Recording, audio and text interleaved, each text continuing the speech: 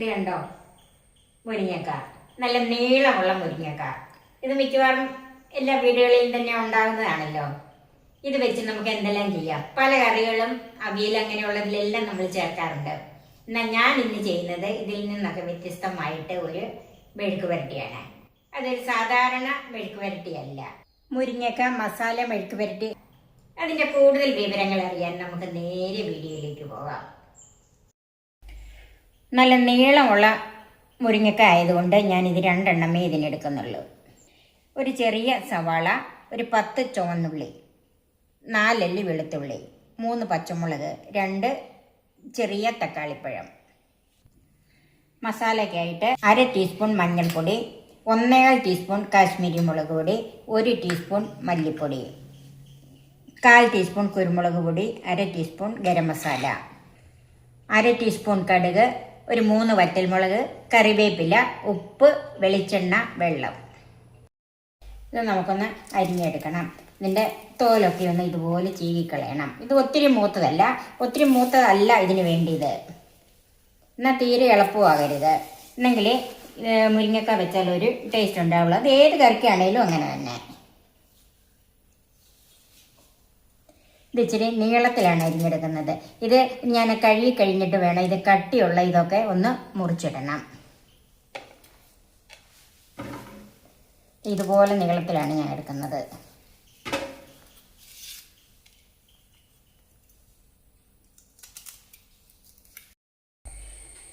നമുക്ക് ഇതുപോലെ ഒന്ന് പിളർന്ന് വെക്കാം. ഇതെന്തിനാണ് ഇങ്ങനെ പിളർന്ന് വെക്കുന്നത് എന്തിനാണെന്ന് ചോദിച്ചാൽ അതിൻ്റെ അകത്ത് മസാല പിടിക്കാൻ എളുപ്പത്തിനാണ്.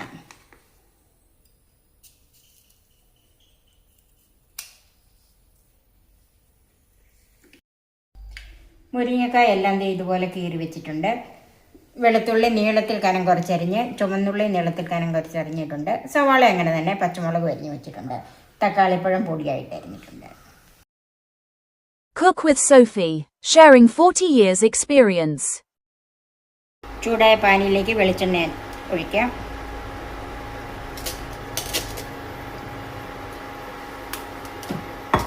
ഇത് 2 ടേബിൾ സ്പൂൺ വെളിച്ചെണ്ണ ഒഴിച്ചിട്ടുണ്ട്.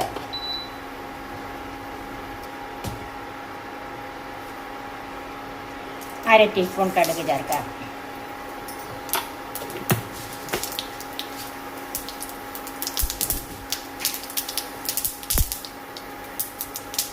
മൂന്ന് വറ്റൽമുളകും വെളുത്തുള്ളി ചേർക്കാം.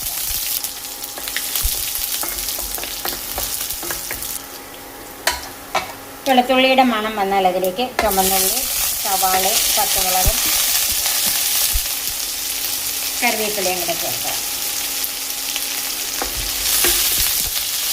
ഇതൊന്ന് നന്നായിട്ട് വഴന്നു വരണം.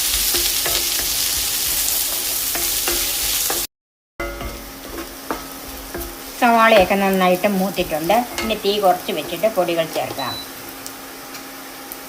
മഞ്ഞൾപ്പൊടി, മുളക് പൊടി,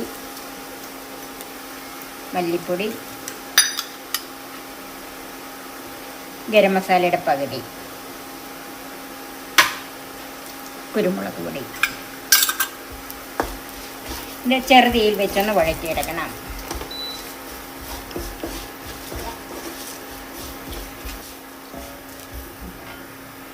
പൊടികൾ നന്നായിട്ട് മൂത്തിട്ടുണ്ട്. അതിലേക്ക് പഴുത്ത തക്കാളി ചേർക്കാം.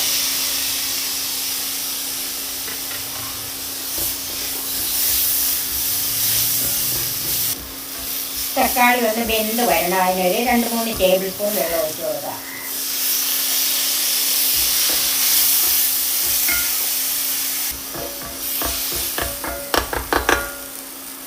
ഇതൊന്ന് അടച്ചു വെക്കാം. തക്കാളിപ്പഴം വെന്തോന്നൊന്ന് നോക്കാം. ഇത് തക്കാളിപ്പഴം ഒന്ന് വെന്തിട്ടുണ്ട്. അങ്ങനെ ഉടഞ്ഞിട്ടില്ല, പക്ഷെ വെന്തിട്ടുണ്ട്. ഇനി അതിലേക്ക് മുരിങ്ങക്കായ ചേർക്കാം.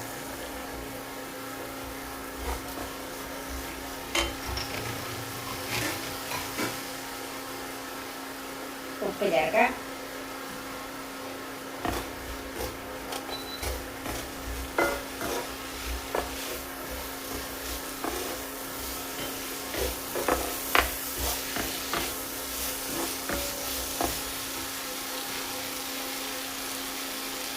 മുരിങ്ങക്ക വേകാനുള്ള വെള്ളം ഒഴിച്ചു കൊടുക്കണം.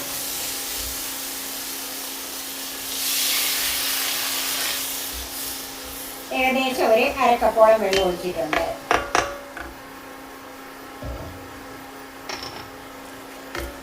ഈ ഒരു ലോ ടു മീഡിയം ഫ്ലെയിമിൽ, ഒത്തിരി അങ്ങോട്ട് പെട്ടെന്ന് വെള്ളം വറ്റി പോകണ്ട, എന്നാൽ അവിടെ വേകാതെ ഇരിക്കരുതല്ലോ. അപ്പോൾ ഇതെല്ലാം കൂടി ഒന്ന് ഇങ്ങനെ കൂട്ടി വെച്ചിട്ട് ഒരു 3 മിനിറ്റ് ഒന്ന് അടച്ചു വെക്കാം. ഇപ്പോൾ ഒരു 3 മിനിറ്റ് കഴിഞ്ഞ് നമുക്കൊന്ന് നോക്കാം. ഈ മുരിങ്ങക്കായ വെന്തിട്ടില്ല, അല്പം കൂടെ വേകാനുണ്ട്. ഇനി തീ കുറച്ചിട്ട് നമുക്ക് വേകുന്നത് വരെ അടച്ചു വെക്കാം. നന്നായിട്ടൊന്ന് മിക്സ് ചെയ്യണം. ഇതിൽ ഉപ്പൊന്നും നോക്കണം. എനിക്കിപ്പോൾ ഉപ്പുണ്ട്, അത് ഞാൻ ഉപ്പ് ഇടുന്നില്ല. തീ കുറച്ച് വെച്ച് വേകുന്നത് വരെ അടച്ചു വെക്കാം. ഇത് നമുക്കിതൊന്ന് നോക്കാം.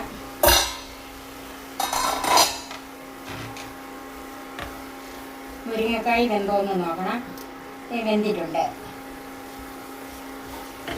ഇത് ഒത്തിരി അങ്ങോട്ട് പറ്റി അത്ര അങ്ങോട്ട് ഡ്രൈ ആയി പോകണ്ട.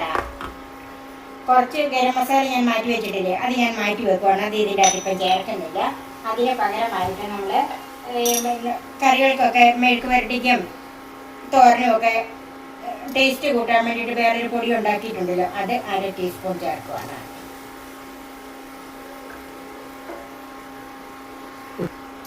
ഇതെങ്ങനെയാണ് കറികളിൽ ചേർക്കുന്നതെന്ന് പലരും ചോദിച്ചിട്ടുണ്ടായിരുന്നു. അപ്പോൾ അതുകൊണ്ടാണ് ഞാൻ ഇപ്പോൾ ഇതിനിത് കാണിക്കുന്നത്. ഇത് അവസാനം ചേർത്ത് ഒന്ന് മിക്സ് ചെയ്ത് കൊടുക്കണം. ഇതൊക്കെ ചേർത്ത കറിക്ക് നല്ലൊരു ടേസ്റ്റാണ്, ഒരു പ്രത്യേക ടേസ്റ്റ് ഉണ്ട് തന്നെ.